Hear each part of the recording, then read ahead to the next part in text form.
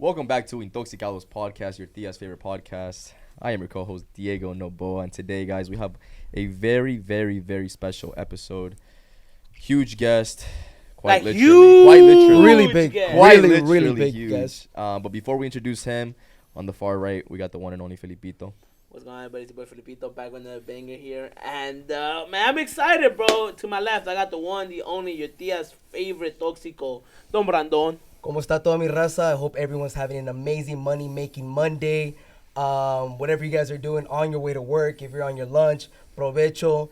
I know we haven't been here in a while, but today we actually want to make up for it. And we brought a really, really, really big guest. You can see Bro, the wait, size is this difference. the main camera? You can see the size difference right next to us. We got Will Hernandez. Welcome. Hey, appreciate y'all. Appreciate y'all having me on here. That was a weak-ass clap. That was a No, weak-ass why- clap, bro. why- Let me go. No, because he was going to talk about this stuff, Kevin. Guys, we have a huge guest, and before you got into the podcast, I did a little bit of research, and I got some stats that I want to talk about. let's So hear I it. got like a little introduction. But let him stats introduce line. himself first. Like, Okay. hello, my name is Will Hernandez. Okay. My favorite food is pizza. My How favorite you color is assuming green. it's No, I'm pizza? just saying, like when you go to I school, feel it. when they're like, can you say 3 interesting facts about yourself? I got you. Okay, bet. Hey guys, I'm Will Hernandez from Las Vegas, Nevada. Currently play for the Cardinals. Played 4 years for the New York Giants, and I'm just here with my mijos trying to have a good time. Oh!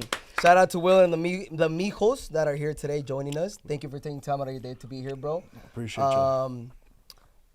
Yeah, let me hear those interesting stats. I bet. So we do have the Mijos. Shout out to the boys back here, man. We got him in the back. We actually have a crowd today, guys. We have Yeah. the Mijos, and we have Tu Chiquito Bombon behind there. We're gonna have to Chiquito Mama on our podcast. Yo, in what a are the few girls weeks. you're with? The 2 girls?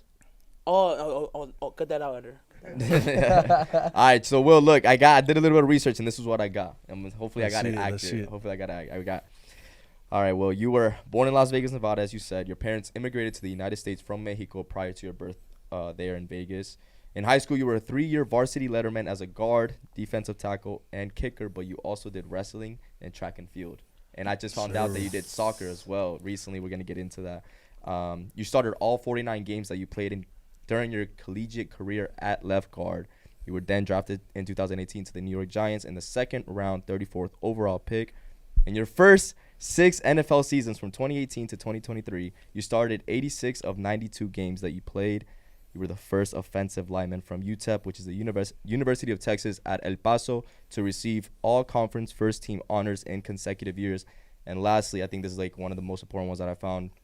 The most interesting and the most important is you almost quit playing football in your sophomore year of high school after your family hit financial difficulties. Your family lost their house and were forced to move into a tool shed in your uncle's backyard where you guys lived for 2 years. Spent most of your time helping your father with his contracting business, and before your high school coaches convinced you that you can make a living playing football. Did I get that right? Holy shit, you're getting old when the bio takes that long to read off. Yeah, bro. Bro, I saw the stats. I did a little bit of research, and an inspiring ass story, bro. So I have a lot of questions today. Nah, man, you definitely hit it all. All of it is true. We can get into whatever you want, bro. I'm an open book with you guys. I'm part of the reason why I'm here too is to share my story and inspire others. I'm getting into my 8th year in the NFL. It shifts a little bit from what I got going on and from my personal goals to more of like, all right, how do I help the next generation get where I am and even thrive even harder? So yeah, we can get into whatever it is that you guys want to do. Amazing, bro. So let's start from the jump, bro. Before we continue, though, I just want to give you your flowers, which is insane. It's insane, but you have been in the NFL, the National Football League, for 8 years. And it's crazy because you don't really hear about too many Mexicans in the league. At least I can't sit here and be like, oh, I watch football all the time. Why lie? But I know it's a very, very few of us in there, especially not on the line. So, but I just want to, thank you for real, bro. You're inspiring the next generation coming up because now you made like a blueprint. Like, yo, if Will could do it, then I could do it. It almost like gives you hope. No, for sure, bro. I'm with you 100%. And something funny that everybody talks about is everybody says NFL stands for not for long because so many guys just come in and out. Yeah. So we're here to fucking, tear up fucking barriers and fuck up and make sure people know that, like, hey, bro, we go past limits here. That's dope, bro. Yeah, like you said, props to you, bro. Like, and as you guys know, the NFL, you know, it's the majority is white, black, and very rare it's Hispanics that are doing it with Mexican or any other culture, race, country. But let's just start from, I guess we got to start from, you know, all books start with the chapter 1. So when did you start playing football? Yeah, so I was a late bloomer, man. I didn't start playing football until I was in high school, my first year as a freshman.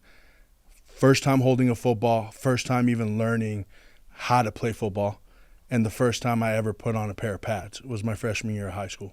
How did that start? Were you just in school and like the coach was like the movies, like, hey, bro, you should try out for the football team? You know, like, you know, the football coaches in high school, man, they always they lurking. Yeah, they lurking.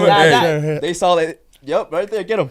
How'd it go? How'd it start? So actually, before I started playing football, I was actually a soccer player. Okay. I was playing soccer since I was 5 years old. My pops actually was, he's from Mexico City. And during his time, I think it was like in the 80s, he was actually he was on the reserves for America. Oh, arriba la América. Just for a little bit, you know, going in, had a cup of tea, and then bounced and came to the States. But I started off as a soccer player. I played since I was 5 years old all the way up until I was like 13.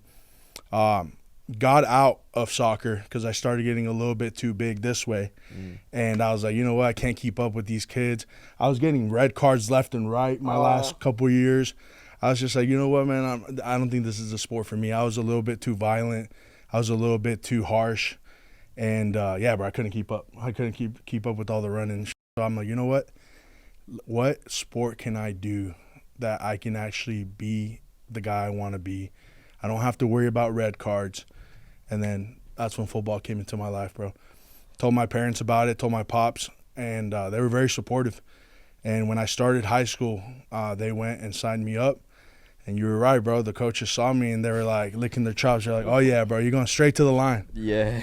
And, yeah, that's pretty much how we got started. How tall were you freshman year? My freshman year, I was 6'1", like 250. Oh, yeah. You're already pretty. Yeah. Damn, freshman year? I was a big boy, yeah. Oh, bro, I was like 4'11" freshman year, bro. That's interesting. I was like right around the same height. Now bro. you're I still would the same probably height say. right now. You're Fuck you, actually bitch. 4'11"? I was probably like 4'10", yeah, right after high school, bro. Damn. I mean, once again, I always say, bro, the doctors told me that you don't stop growing till 30, bro. So I still got a couple more inches to go. I believe it. You know, but what I wanted to ask you, why did your dad your dad stop soccer if he was already in the reserves for America, bro? Bro, so he had a kind of like what my mindset now, bro. He valued things bigger than himself. And at that time, bro, it was us. You know, it was his kids. It was a better life and future for him and my mom.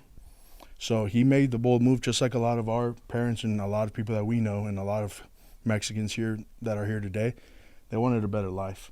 And, you know, at the same time, too, you know, my pops didn't fully make it. So as soon as, you know, he was bounced out of there, he said, you know, I got bigger things to worry about right now. So that's when he decided to make the move and come out to the U.S.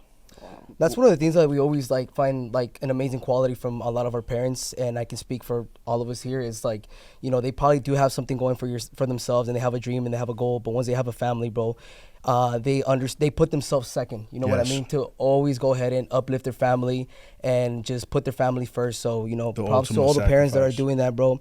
There's a lot of people out there that left you know, their goals just to pursue their family and give them a better life. So shout out to all of the people that are doing that. Sure. Bro, But, yeah. What's amazing to me is the fact that you started freshman year of high school, and in 4 years, I mean, obviously you became amazing because you then started all your, pretty much in college, from what I read, you just started all your college games as well. And it's only in a span of 4 years of you knowing the game, because that's a whole different world compared to other athletes, especially in football, that you hear the stories like they've been doing it since they were 4, 5, 6 years old, and then you did it in a span of 4 years. And not only that, obviously after, you know, you did your run in college, then you get drafted in the NFL, and not only that, then you start like you're all 8 years you've been like that guy in the line. It's not like you got drafted and, like you said, like the not for long, a lot of people just come in and out of the NFL, and for you to just still be standing 8 years in, and not just standing, but like your name is known, you're on the line, you're starting, you're making plays. That's amazing, bro. No, That's so yeah, sick. bro. I mean, just to touch on that too, Like, I want to make sure everybody that's especially all the inspiring Latino players that want to play football and want to make it to that next level, whether it's college, whether it's the NFL.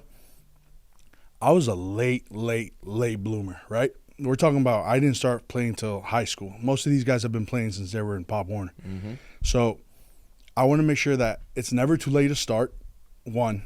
And two, I was actually pretty bad my first couple of years, bro, playing football. I was terrible. In high school? Terrible, yes, in high school. I actually got my spot taken by this kid. I was a nose tackle at the time, right? Okay. And I got my spot taken by a guy who was like 5'8", 180 pounds at the time. Damn. And specifically for that position, you're supposed to be big. So imagine how bad I had to be for them to put in a smaller guy in there, right? And shout out Big O. We called him Big O, by the way. That's dope. Just goes to show that I was like at the bottom, right? Like I didn't know how to play the game. I got my spot taken by someone that was half my size, and then on top of that, we were able to do what you just said. But it just goes to show, man, it's never too late. I've hear a lot of guys like, oh yeah, I never played as a kid, so I'm good, or I'm not gonna make it, and that just goes to show, man, like you guys can start whenever it is that you want. If you really want some, go get it, and it can be done.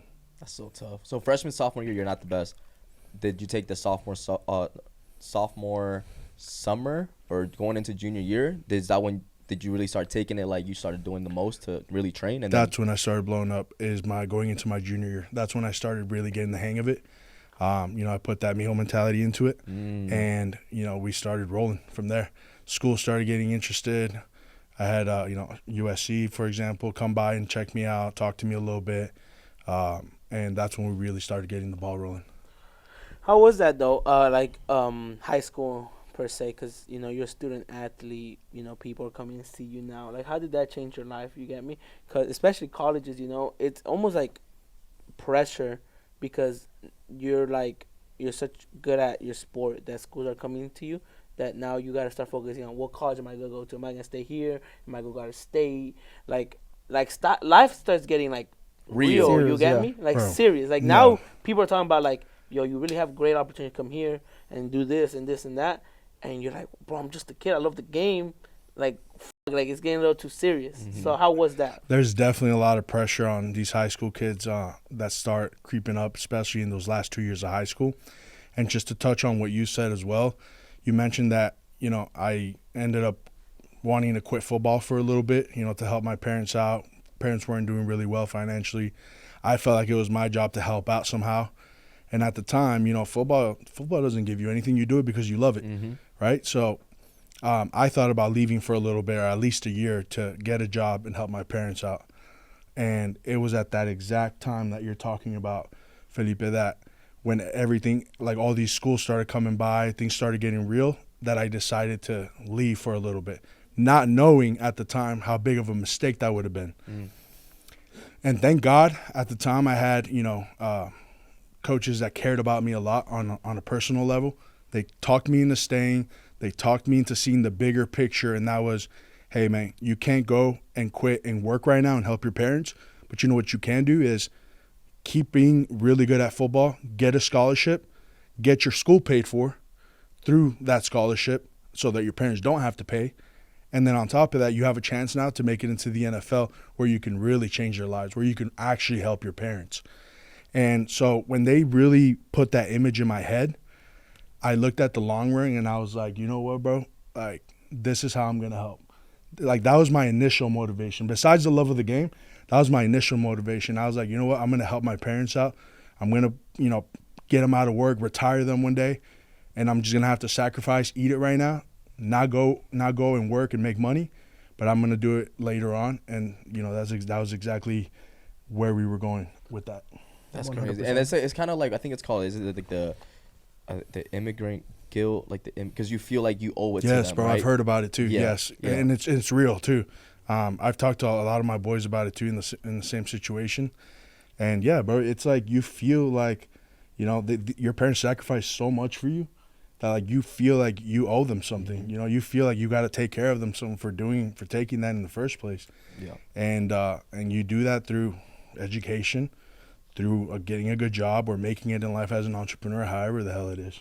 Yeah, and that's like, bro, that's just I get like goosebumps, bro, because it's crazy. Like you had somebody, obviously, you know, you didn't really see the vision, but somebody else really saw. Like I don't know how many coaches told you or sat down with you. And shout out to the coaches, because Shout out Froman, shout out Coach Yak, shout out Coach Neo. you see Those and, like, three guys yeah, right there. and like the names you'll never forget, because Yep. you're like, they really. It's one thing to tell somebody that they're, especially like realistically, let's be real, you know, sports, whether it's soccer, football, basketball, to really make it to the league, because it's like what, like the 1%, 2%, I don't know what the stats is, Yeah. that you really make it to the league, or you really make the real. Especially like, here in the United States, bro, like football Yeah, and 100%. Texas. You know, you're from you're We're from Vegas. Vegas. Vegas, Yeah. but he went to But you went yeah. to Texas. You go in Texas, right? Yeah. Texas is known for football. You know, so is Vegas. Like those are real like states that actually compete in that sport. Obviously California too. Yeah. But it's insane. Like it's most known in that yeah, state, exactly. and not only that, to And- be one of the main 11, bro. Bro, like, the on starting. yeah. He's a starter, game. Oh, it's 11. I'm tripping. Yeah, Okay, you're I want to right, make you're sure, right. because it's like, okay. So he's a starter, bro. He's not on That's the what I'm bench. saying, and He's that's a what. starter. So shout out to the coaches that because bro, sometimes some of us aren't fortunate enough to have those role models or those people that talk you and motivate you into really like Yeah. making you believe in yourself. Because sometimes you need that push. Like you don't see the vision, but somebody else sees it in you, Exactly, and they're bro. like, "Fuck, man, like bro." Shout out to the coaches, because yeah, you don't know how much you change not only your life but your family's life Oh, and yeah. your future children if you And the plan people on he's having any. inspiring. you know what I mean? Exactly. And that's all exactly. we can do at this point is pay it forward. You know, Yeah. give it to someone else. Yeah. Give the opportunity to as many people as I can now. And that's exactly why I do things like this. It's so dope, and the story's only gonna motivate and inspire other people. And also, shout out to the boys back here from Yes. the college days, bro, that been with you from the jump. But we invited the guys over yesterday. We were playing Madden at my house. We were just kicking it, and you know, I was asking just questions that I always want to know about the NFL. But we got into the topic. His two boys are here, and we talked about college. And I was asking them, you know, it's amazing to have people that had you before you had anything, like that Yeah. know you before you had anything, because I'm sure once you make it to a certain level in life, people, you don't know who comes into your life for the right reasons, for the wrong reasons, and, Oh, for and sure. it's good to have people that been with you from the jump, from the start, that you know they're right for you, because not for what you have now, but because you guys built a genuine relationship. Yes, bro. So, And that's exactly why we f***ed with y'all so much at the beginning when we first heard of you guys, because we saw your guys' dynamic. We saw how you guys were close. I mean, we saw your content as well, but I mean, it's just like, y'all, I mean, before you guys blew up, I'm sure you guys were all like cool with each other, and you guys 100%, had yeah. each other's Yeah. backs, and you guys are exactly probably the same as you were then. Yeah. And I think that is what makes, you know, having your boys and your mijos valuable as hell. Like, you know, those guys aren't going to switch up at all. You know exactly what it was before you had anything, and it's just good to roll with a group of guys like that. No, it's amazing, bro. And I'm gonna be honest with you.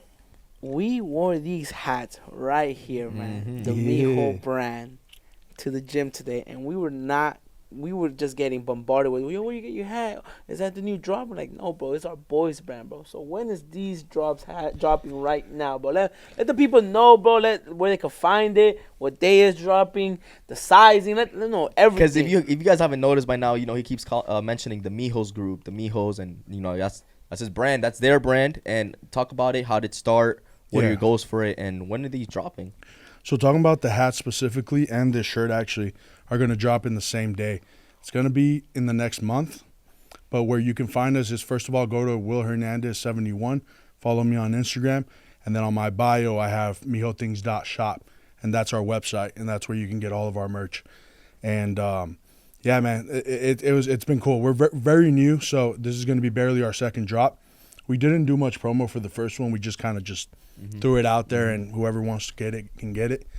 But now we're getting into the mode where we're taking it a little more serious, and we're starting to push out more content specifically on, you know, our beliefs and, you know, just our friend group and like us having fun as well. We're actually starting to get into it. But the way this started, Mijo things, we started in college. We all played college ball together, and we were called the Mijos. Mm-hmm. And back we pretty much took that name and ran with it. You know, we started calling each other, you know, mijo. It's a term of endearment, right? It's something that, you know, your parents called you, your mom called you growing up. Mijo, it's a term of endearment you use with your boys, like, hey, mijo, like, let's go eat, like, come on, let's roll. Mm-hmm. So it's just something that we grew up with that meant a lot to us. And we said, you know what, bro? Like, talk about the NFL. Talk about how there's barely any Mexicans in the league. Let's create a platform where a lot of, especially nowadays, where a lot of Hispanic and Latino players play football. And let's create a platform, bring some swag into it, and actually show these kids like, yo, the bridge from high school football in wherever you're at, LA, wherever you're at, and the NFL is closer than you think. It's not that far. You got a guy doing it here now for 8 years.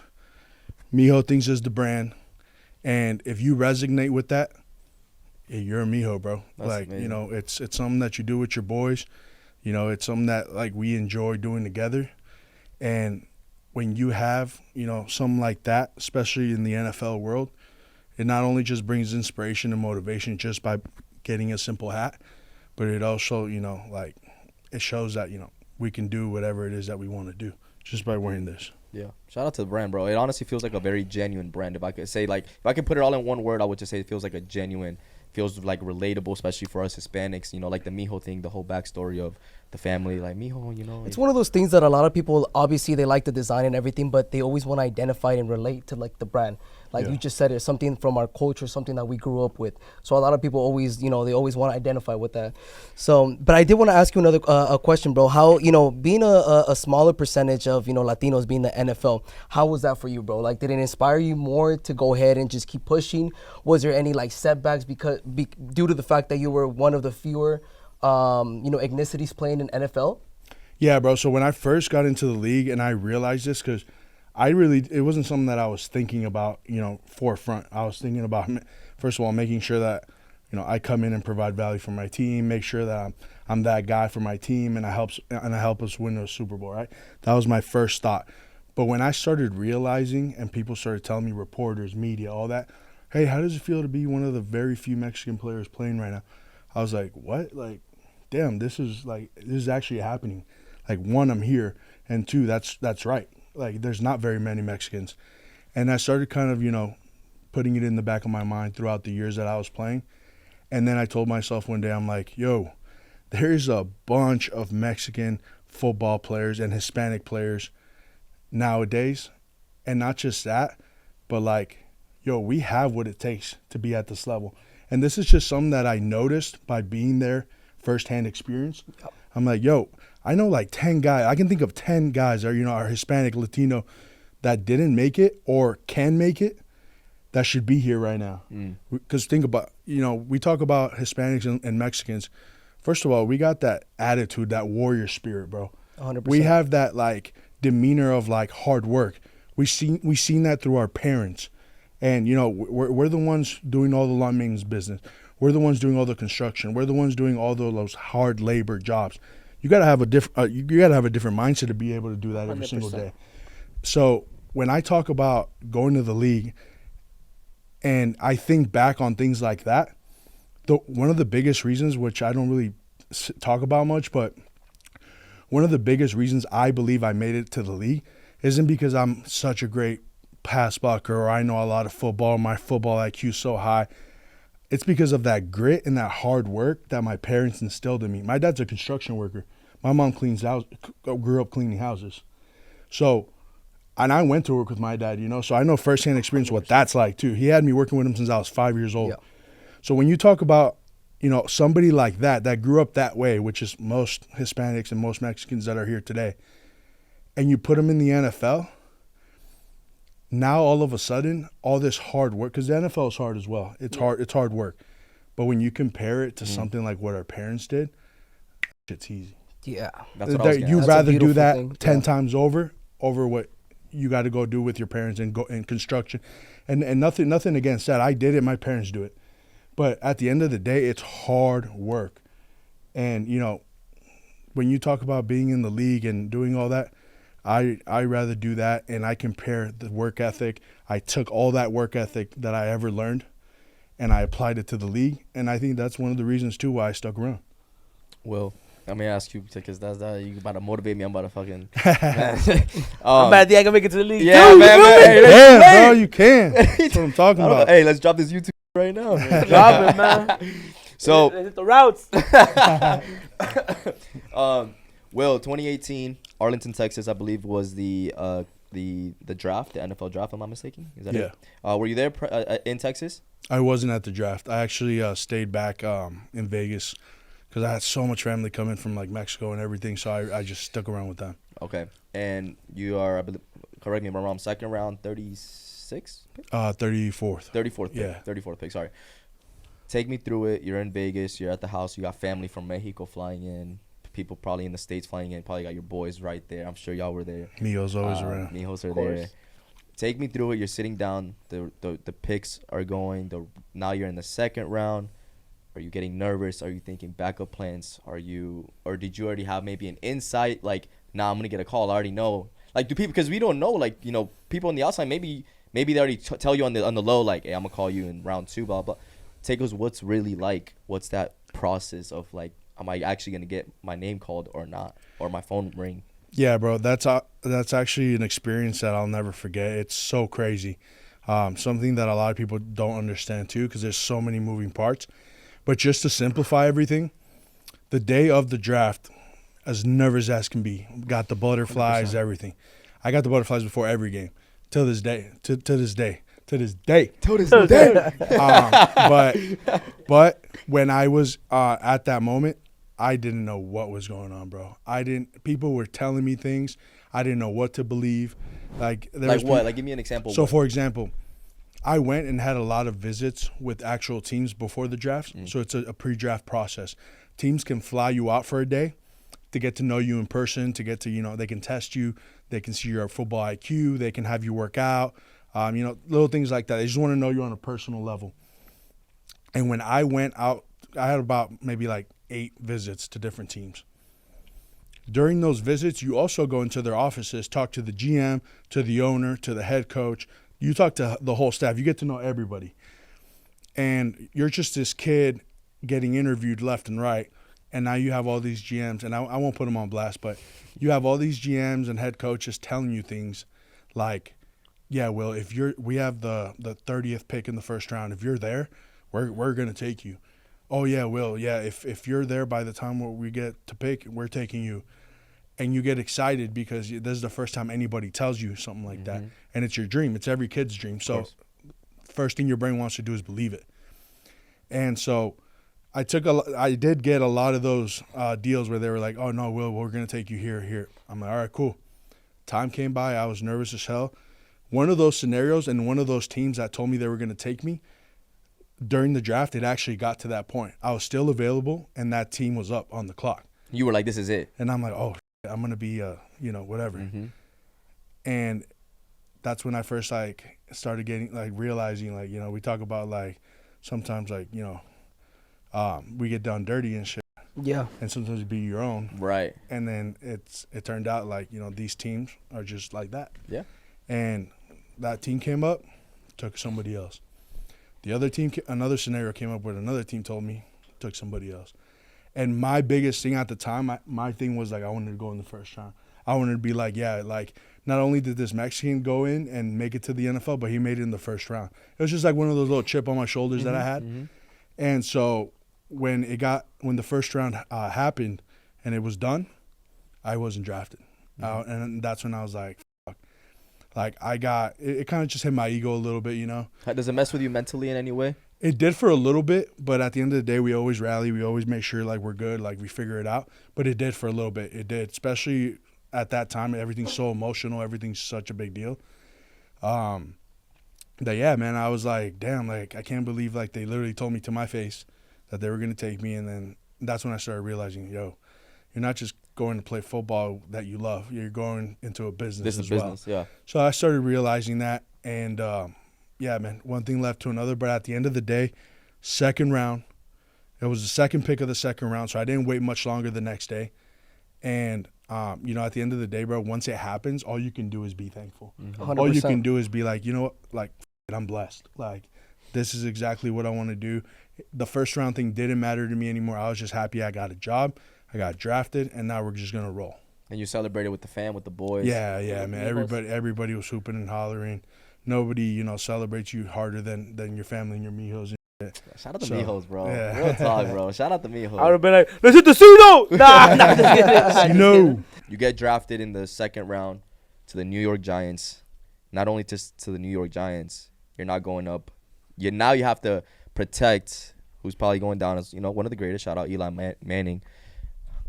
Are you nervous? Are you excited? You're like, damn, I'm about to meet like Eli, Odell. These guys have been making names for themselves for a couple years now. Saquon was in the league already, right? Saquon Yeah, he Barkley. got drafted in the same draft to the Giants. He was their first round pick, Oh, okay. and then Yeah. they drafted me in the second. But bro, no, that was like the biggest thing too, right? Like it's already a big deal getting drafted into the NFL. But then you talk about going to the New York Giants. Yeah. Like if you know football, you know that's one of the best franchises in of all teams. Mm-hmm. And so when I got there, I was still chilling. Everything was good. I walk into the locker room, and the locker right next to me, OBJ. Damn. And so- He got drafted in 2016, correct, from LSU? 2018. Oh no, OBJ. He did. Yeah. OBJ. From LSU. Yep. And This was already after the catch? Had he made the infamous catch? I think in 2017 he made it. After yeah, the this catch. was after so the this catch. is when So he was OBJ. already big time. Yeah, OBJ was like, OBJ, Yeah, you want me to say a funny story? I'm so sorry to cut you off. Well, there's a real story, and you guys back cook my shit. But I wanted to fit in so bad, bro. I remember not fit in, but I remember my boys kind of got into football for a little bit in high school, and they're like, "Yo, you saw Odell Beckham Jr.'s catch?" And Beckham, like, I don't know why I want to fit in so bad, but I was like, they're like, you saw the OBJ catch, and I'm like, yeah, I saw that shit. It was cool. That was hard, And they're like, yo, do you even know who Odell Beckham Jr. is? I'm like, yeah, it's Beckham's son. I'm talking about David Beckham. I was No talking way about- you said that. I swear on everything I Bro, love, was still bro. in the soccer world. Huh? Bro, I swear I said, like, yeah, isn't that David Beckham's son? Bro, everybody just looked at me like I'm a goofy, bro. Yeah, but they don't look alike, by the way. Bro, I figured that out when I actually looked at the catch. I was like, yeah, they don't look like David Beckham. They fire you up. Bro, my boys like just They cooked their me, shit. bro. Yeah, they cooked And it. they're like, bro, and the craziest thing, they low-key called me out on my bullshit. They're like, why you want for this so bad? And I was like, Like, you could have just said. you could have just said, nah, I didn't see the catch. Bro. Yeah, that's but nah, all. like, I was like, hell yeah, OBJ. I know that guy. I saw the catch. I did not see the catch. So you get there, OBJ is your next, Yeah, next bro. your My roommate next at door this point. neighbor. Yeah. Next door neighbor. I come dab him up. I'm like, oh, like starstruck. Just a little rookie at the time. And then the next crazy thing is, we get dressed up, have our first practice. I'm in the huddle, and obviously Eli Manning was on the team, but he always warmed up and did his own thing, and then just joined in when we started the team reps. So he comes in for the first time. I didn't meet him beforehand, but so he comes into the huddle the first time, and I'm just there in the huddle in the starting lineup, and then Eli Manning comes in and starts calling out the play, and then we're supposed to listen. Everybody has their part in that play, right, to know what to do.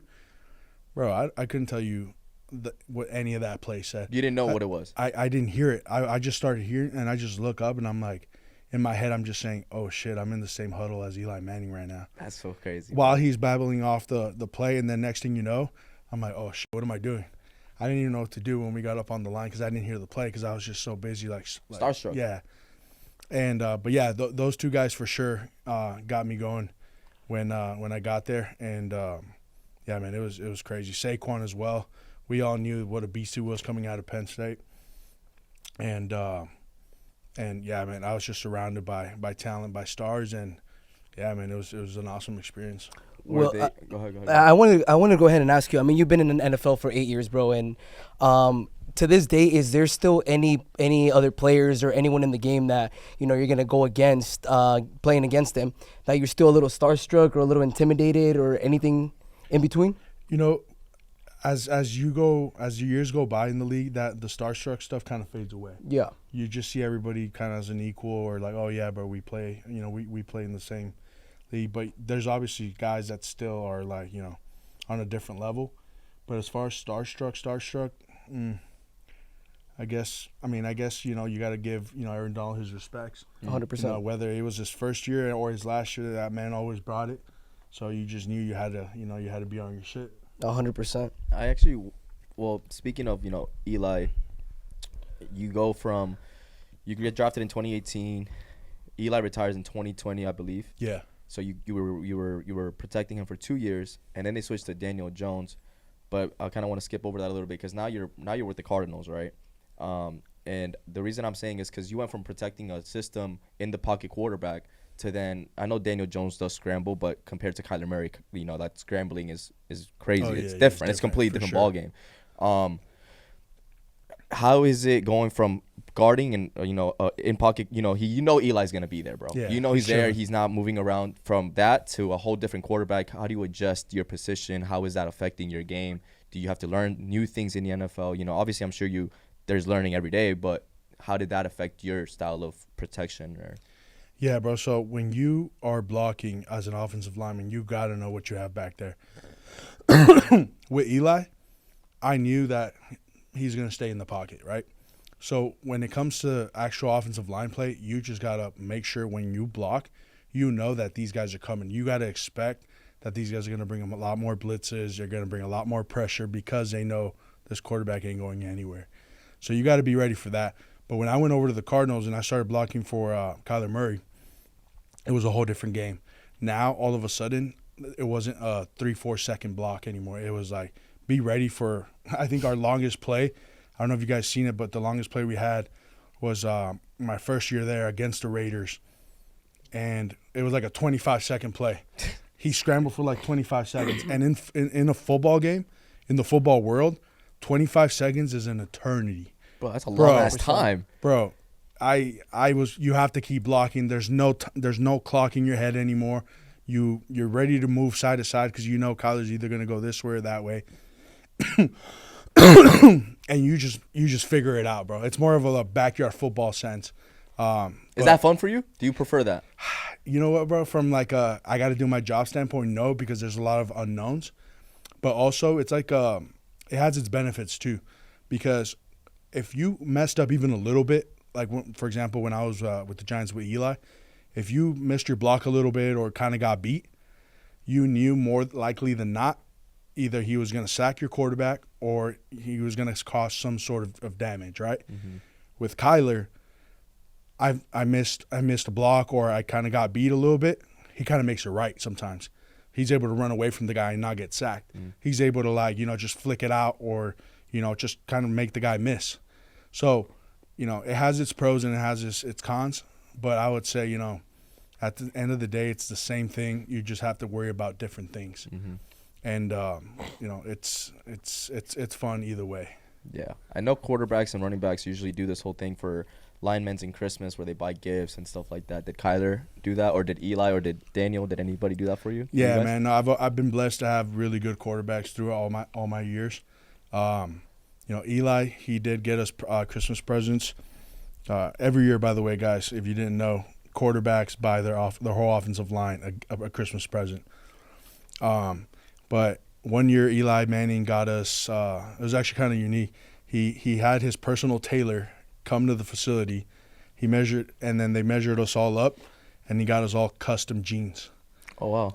But there weren't any just any jeans. These things were stretchy material, big boy friendly. Oh yeah, especially in the offensive line world, jeans is one of the most particular things that you can buy because if you got big thighs and no ass, kind of like I do, then shit, that shit don't fit right, or it's falling off. So he got his tailor, measured us up, and got us all custom jeans. They fit exactly to our liking. And I thought that was pretty dope because those jeans were expensive as hell apparently. That's such an Eli Manning thing. You would think you think Eli Manning's oh yeah, he gonna get you some jeans, man. Yeah, you're not expecting you're not expecting Gucci from that. Yeah. So, but no, he got us that, and then another year he got us Yeti coolers. Okay. Legit Yeti coolers.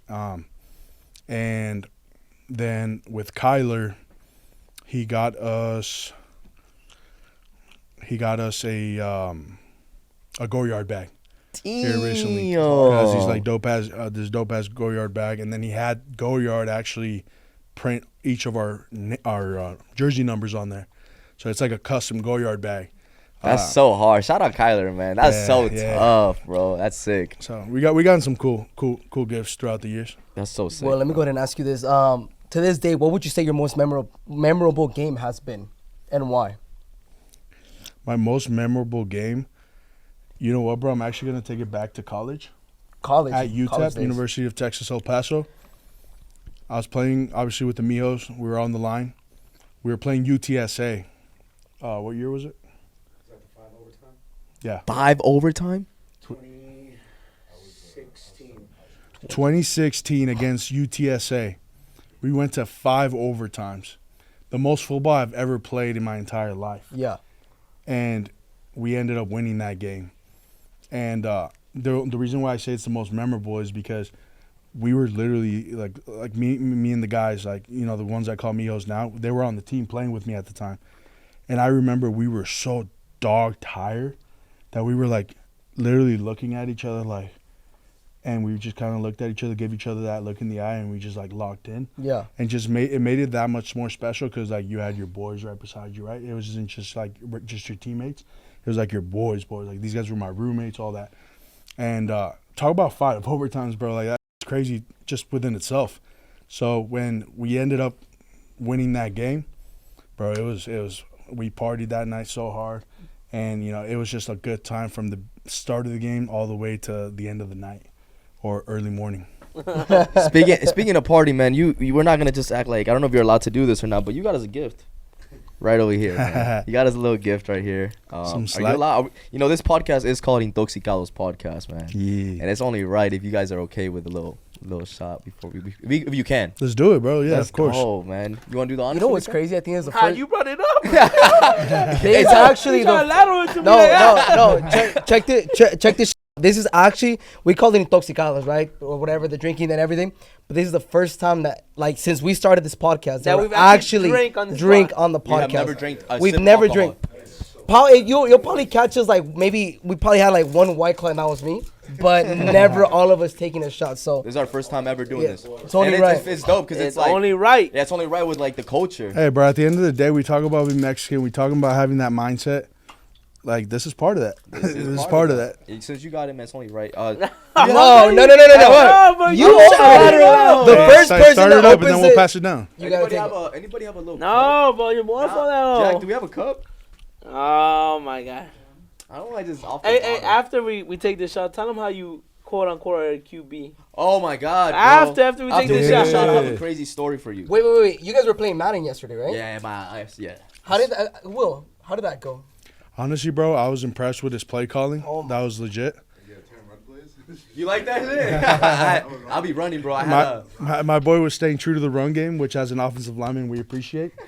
And, you know, he was putting it all on the line. Yeah. And so, but, you know, sometimes you win some, you lose some, bro. Like, sometimes you do shit right and shit I doesn't say go y'all your do the way. Oklahoma drills and he's so cocky. Hey, bro, you know those are actually, like, banned now? Really? Yeah, they're, like, banned in high school, college. Like, you can't do them anymore. Do they do I it did in not NFL know still? that. No, none of that. That's because yeah. you get injured, huh? You can probably get injured. Yeah. And then they just, I guess, like, they just kind of said, like, it's kind of a too dangerous kind of deal. So, like, they don't make kids do it anymore. Damn. High school, college, where it's just done. I've seen it on in the Miami Beach as a spring break. I've seen it on a YouTube video or two. Yeah. Hey, bro, if there was somebody that, like, kept doing it, it's probably going to be somewhere in Florida. Yeah. Yeah. 100%. I'm from Florida. I mean, so when they do the Oklahoma drill, do they go by weights and sizes, or they find just, out. Oh, just random. That's what I'm Nah, asking. yeah, They do. Sometimes they do random. But They they do do random out here. Do they really? I did. Okay, so look, I used to play football, man. What you do? Yeah. I used to Let play me football. hear it. No, The you reason did I not make it- play football. Bro, I No, played you on didn't. everything. In college? I mean, No, in high school? No. I was Then it okay. don't Okay, real count. shit. This is a true story, man. And to the coach in Lake Nona High School, bro, my freshman year that cooked me, bro. I'm never gonna forget you, bro. Coach Q, I remember your ass. So, bro, I used to play in middle school. Like, I wanted to be quarterback. I have a good arm. The height wasn't there though, but I had a good arm, and that's why yesterday I think you guys asked me like, how did I become a Saints fan? And it was because when I first moved to the States, I looked at Drew Brees and he was an inspiration because I was like, oh, Drew Brees ain't that tall, so if he can make it, I can make it. Like, that was my mentality. Yeah. So boom, I signed up to be quarterback, and funny enough, one of the years I did flag football first, but complete 180 right here. One of the years that I was playing flag football, Eli Manning won the Super Bowl, and I went to Disney World and I got to meet him because he did this whole parade in Disney That's World, fire. and I'm from Oh, Orlando, and so it was like the whole Play 60 shit. Oh, and, yeah. Oh my god, I was a part of that too. you were a part of that? Yeah, I met what's his, oh my god, I forgot his name. But it was the Play 60 thing. They took us for a field trip and I met the quarterback for Who? the Vikings. Which one? Which I don't remember, like 2007. Brett Favre? Probably, yeah. And we were Nah, throwing. Brett Favre wasn't. I think We he were was- throwing football at each other, and he said I got a good arm. But we were just throwing from here to there, bro. He lied to And I you. was just throwing that like I didn't even know how You to. go well. I didn't know even. I didn't know how to. Oh grab yeah, it. I'll pour him. Hey, past. Filipito, I hate to break it to you, bro, but if you ever are serious about playing football, you're gonna get in that 3-point stance, my boy. What's it? Three-point You're gonna be an O lineman. I have to be online. Yeah, bro. You're gonna be right next to You me. don't think he could be a fullback, low key? Hey, fullback too, because I heard you can run fast. Yeah, I'm okay. I'm pretty So fast. if you're fast like that, then shit. God damn. Bro, you're not being stingy with the Putting shots you, today. we're putting you at fullback. Hey, this is our Holy first shot. shit. This is our That's first, that Pittsburgh shot. This is the first. Damn. This is our first Nah, you can Intoxicados keep that one. podcast Will. shot, bro. I'll take the other Hydrate one. me. Chill. There. Nah, hey, I better see you put the same amount of. But the story Why is was my shit foamy? before we continue the story. I want to finish my Eli Manning story that if I find that picture on everything, I'll pop it up. Okay, It's, but it's deep in the draft, Hey, they said I played 60. I could have been really there. You feel me? I'm gonna just leave it at that. and it's never too late. You heard what Will said earlier. Hey, Hey, bro, you got it. You got it. I think I seen you run too in one of your videos, so Oh, he's fast. I'll put my money on you. You can be a fullback. I think if we put it, I think you get a 1-day contract. You can be a fullback. You get the. oh my God, that's another question I'm gonna ask you because I seen it online. What are the chances of someone that is not a professional football player running a yard like in a football game? So like you. like me. I try to be a running back. Yeah. They give me the ball, I gotta run it. What are the chances I'll actually make it past 3 yards before I get cracked? It depends what defense you got, you know, Yeah. what defense you're playing. But Like you're protecting me. oh, You're protecting me? if I'm Yeah. protecting you, bro, we cribbing. Oh, we going all the You're way. We scoring. going all the way To the You're house. To the house. Scoring. But nah, bro, you're getting at least 3 yards before you get contact. Oh, I believe in you. I think you can do it. hey, do you think I can take a contact? Yeah, from a bro. Yeah, professional hell yeah. football You player? Obviously got, with pads. bro, you got that natural leverage already. Yeah. You know, like that's valuable too in the league, Well, how short is the shortest guy playing in NFL right now?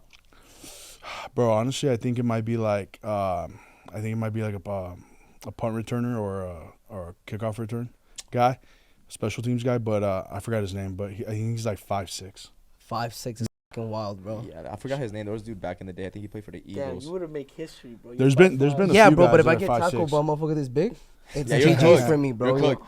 But Hey, I man, just want this to is finish getting my a little warm. Yeah. It's Let me getting finish my warm. high school story because then Oh. I got something I want to ask him, but I want to take the shot when I ask him this question. Okay. But to finish my high school story, I did used to play the football in middle school, and then high school came, and I was like, I'm gonna be a quarterback, bro. I'm gonna play football in high school, bro. I swear on everything, I was like 5 foot in high school freshman year. So I walk into the weight room, bro, and I walk in, and I'm like, hey, I'm here for the football tryouts, The tryouts. bro. I kid you not, Coach Q, bro, Lake Nona High School. Anybody from Lake Nona is watching this, clip it up and send it to him because I'll never forget this. On Everything I Love, he said, hey, middle school's down the street. Bro, he No told me to way. go, I swear. In front of everyone. Hey, because he thought I was in the wrong. I was like, yeah, I'm here for the football tryouts. And, bro, he was like, hey, yeah, the middle school's down the street. Because it's true. I don't know if you've been to Orlando. You've been to my hometown. Yeah. Lake Nona High School's here, and literally down the street, it's Lake Nona Middle School. No, he was being dead ass. Oh, he was being dead serious. Ah. And I was like, nah, bro, I'm a freshman. And like I had a squeaky ass voice. I was a little ass kid. The dream got shut down quick, bro. It got done quick.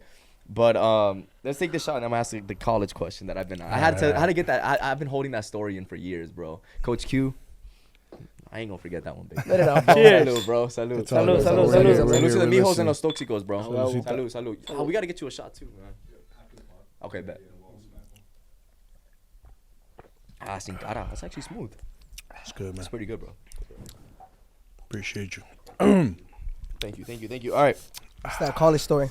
To call it, because we were talking about your college and that 5 overtime game, insane.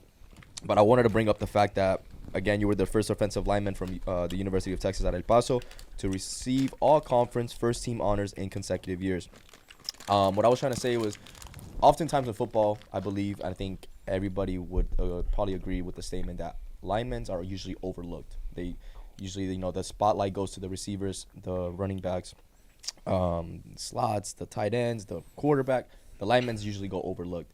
When you accomplished this in college, did you feel like you brought maybe like a spotlight? Like, yeah, man, like, like this is cool because I'm a lineman and I accomplished this. And you're probably one of the very few to do it, if I'm not mistaken. How did you feel, with that accomplishment? Yeah, man. So when it comes to offensive line play and even defensive line, nobody really knows who we are unless you're a real football fan and you care about that position. It's a very thankless job, and we know how it is when we sign up for it. And I think the reason why a lot of guys that play offensive line end up playing it is because they know that you don't get all that attention. They know you don't have to have that spotlight on you. There's a lot you got to deal with too, man, when it comes to media, all that stuff, especially if you're not a offensive lineman and you're one of these star running backs, quarterbacks. There's a lot you got to deal with. And sometimes a lot of these offensive linemen, including myself, we just don't want to deal with all that. Mm-hmm. So we like being in the kind of like in the shady area, right? Like in the like the spotlight is yeah. You. It's not something that like I want. I don't crave the attention. I don't want like everybody asking me about. I just want to go in, do my job, have fun with the boys, and just do my thing. Get the dub. Yeah. Yo, biggest goal is a Super Bowl. What you doing if you're winning it before you? When do you usually retire? Like what age in the NFL do you retire? Well, bro, the average career lifespan in the NFL is 3.5 years. So I guess by the numbers, you could say most guys retire. Would they come in at the league at what, 23? They retire at like 26, 27 years old. Oh wow, that's like the average. I mean, there's a lot of guys that look at Tom Brady. He retired at like what, 45? Yeah. And there's a lot of guys that retired in their 30s as well. But yeah, man, that's the average lifespan, 3.5 years. If you play anything more than 3.5 years, you're considered to be like one of the 1% of the 1%. That's crazy, bro. And but I mean, no, to answer your question, shit, bro. I mean, I don't know when I'll retire. I want to play this for as long as I can. But shit, if we win the Super Bowl, bro, first thing I'm gonna do is I'm gonna call you guys, and then we're gonna see each other somewhere somehow, and we're gonna do something. We're gonna be there, man. I'm gonna deported. We're gonna be there, man. We're gonna celebrate in Mexico. If needed, we celebrating in Mexico, bro. Taking it all the way up there. Yeah. No, Will. So you've been doing it for 8 years, bro, and like you said, you don't know when you're gonna retire. You want to keep on going for as long as you can. But what is something that you're like setting up now for the time that you feel like you want to retire? Like, what is something that you're working on right now besides your brands and everything, or your guys' brands? I'm sorry. Oh, good. Yeah. So, so as far as like something I'm gonna do Something after afterwards, I'm done yeah. playing? Because I feel like, and sorry to cut you off, but I feel like when you've been hustling your whole life, bro, at some point once you stop, like I feel like you can't actually just stop. Like you always want to continue doing something. You know what I mean? There's never that like, oh, I'm gonna retire. Like there's always something. And to add on to that, is not just. It's usually like the Hispanic mindset. Like you just see never, your dad, bro. your grandpa work till 70, 75. They don't want to stop working. So yeah. Oh, I agree with you, bro. I mean, first of all, like I tried to retire my dad right away, and he just wasn't having it. He's just like, no, I'm gonna keep rolling. And so yeah, it's instilled in us, right? Yeah. Like it's our way of thinking and our way of being. But honestly, I have thought about it a little bit. Even though I want to keep playing for forever, my plan is to, as soon as I'm done playing, already have something set in place, and that's going to be having football camps for kids. That's fire. And the ultimate goal, years down the line from now, is to open up a big performance institution or a big performance center where I can have a big gym, where I can have and not just a gym, right? We're taking the physical out of it for a second. It's going to be a gym, and it's going to have all the equipment and stuff. But more than anything, I want to help these kids either become great football players, but the truth is not everybody makes it. I want to help them become successful in life. Because, I mean, I'm a firm believer, bro, that we don't get taught everything we need to be taught in school, in the school systems. 100%. There's a lot that needs to be learned. There's a lot that these kids need to know so that they can actually make it in life or can actually have some sort of success. So my plan is, in that institution, got the gym, got the boxing, got all the stuff, all the physical attributes that is going to help them make it to as far as they can. But also I'm going to have classrooms. I'm going to have people come in and give them seminars. How do you do your taxes? How do you invest your money? Like all the real shit that these kids need to know in order to be successful in whatever it is that they want to do. So that's my biggest, like, what I want to do when I'm done playing. That's fucking fire, bro. That shit's dope. And it's true, bro. It's really true because I say this joke, but like I really wish someone taught me that like the first of the month comes quick. You know, you got to pay rent. You got to get paid, bro. And they don't teach you like this is real life things that you taxes. The and tax taxes situation alone. was the biggest thing, bro. Yeah. That no Yeah. one ever taught you that. Yeah. We always say this in the Hispanic community, bro. They always say, hey, you know, you got your money, put it in a sock, put it under the bed, and you're good, bro. But they never really Nah, teach you bro. how to actually save it, Yep. how to, like, you know, Invest it. have your money work for you, all these different types of things. So for you to take that initiative and teach kids the things that school isn't teaching them, that I feel like should supposed to help them or teach them, it's an amazing thing, bro. So congrats to bro, you for that. appreciate it. Yeah, man. So we're gonna get after that. I just want to stay in that football world, right? Whether it's, you know, coaching, inspiring these kids, or actually working with them one on one. But I sacrificed everything for football, so it's really all I know, and that's all I want to be a part of right now. Do your parents ever tell you you know, because parents, you could be like, I could be like 80 years old, bro. Yeah, My yeah, mom yeah. is still gonna like care for me as a kid. Do your parents ever tell you like mijo ya, like no quiero que te lastimes, or like things like that? Yeah, I mean, my mom initially, like, you know, was nervous about me playing football. She actually didn't want to let me play at first, in high school when I wanted to start football.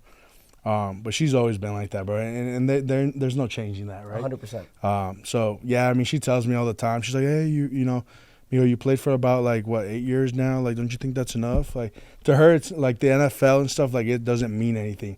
The only thing that matters to her is like that I'm out there, you know, risking my body. Your safety. You know, and so I don't think that's ever gonna change, bro. It's just one of those things that I'm just like, ma, like, we're good, estamos bien, todo bien. Like, come on, let's go eat. Like, just chill. Has your mom ever been pissed off after they seen you, like maybe like you get hurt a little bit or something like that? Well, I wanted to I don't touch know, on that yeah. topic right there, Yeah, because the parents and, you know, the moms, especially the moms, like, they don't want to see their little baby, su niñito, get hurt. 100%. And right now you're currently dealing with an injury. If you want to talk about what happened and But how he's you're coming back how you're- stronger already, Yeah, how bro. you're overcoming it. You right. feel me? That's what I'm saying, You bro. How right. you overcoming it? Yeah. You're coming back and stronger. when you did get injured and that happened, you know, what did your mom say?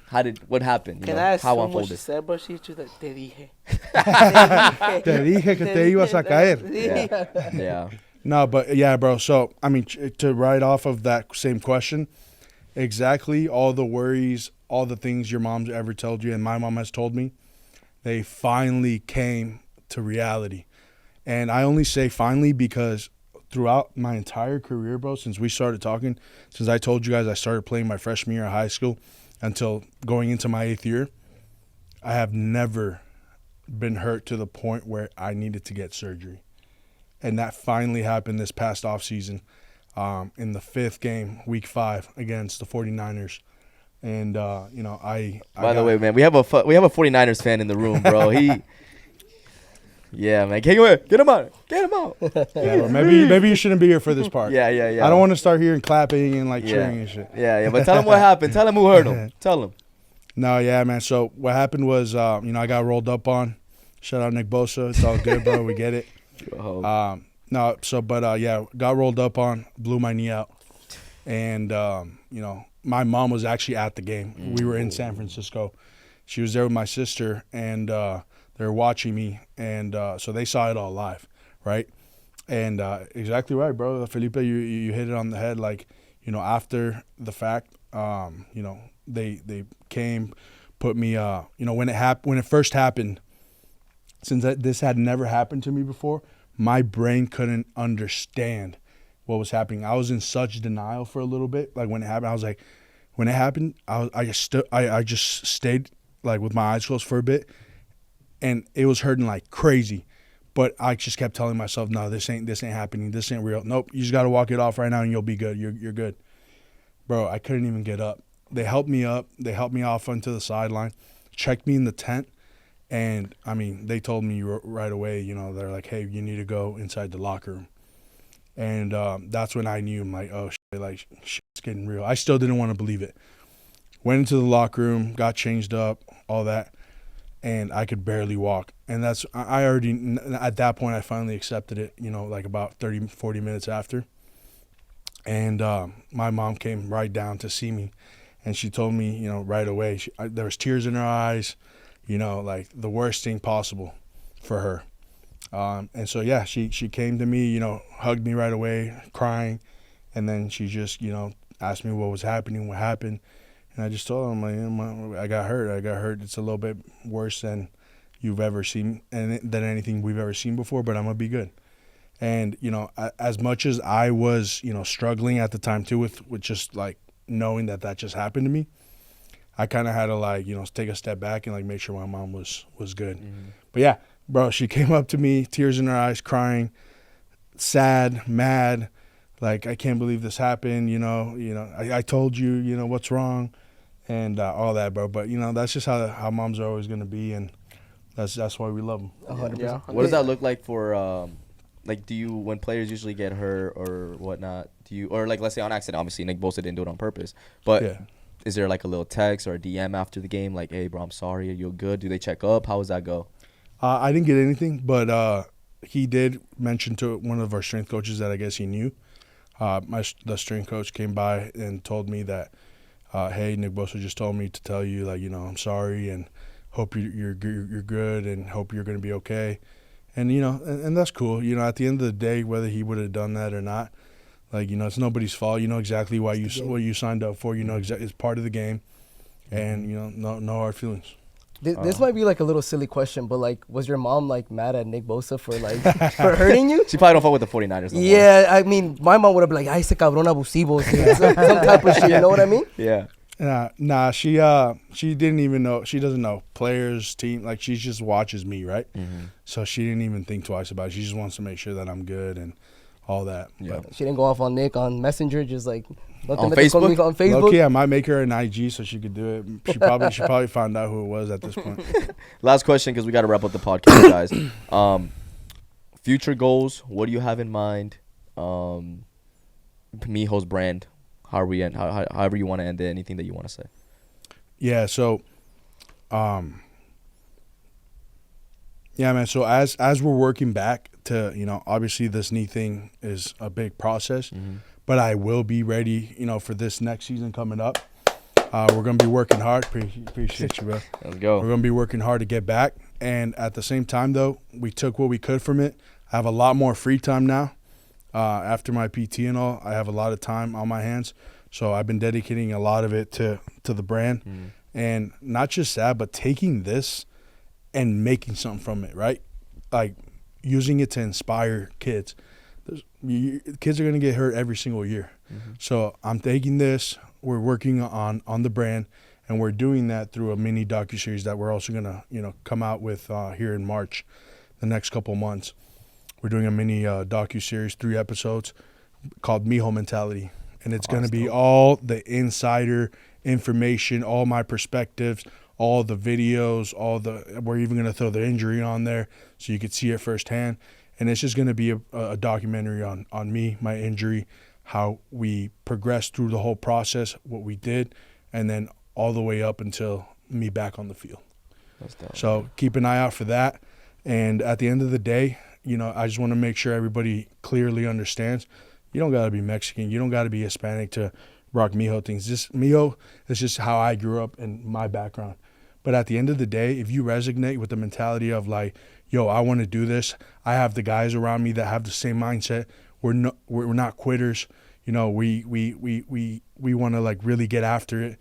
We want to do big things in life. If any of that resonates with you, you're a Mijo.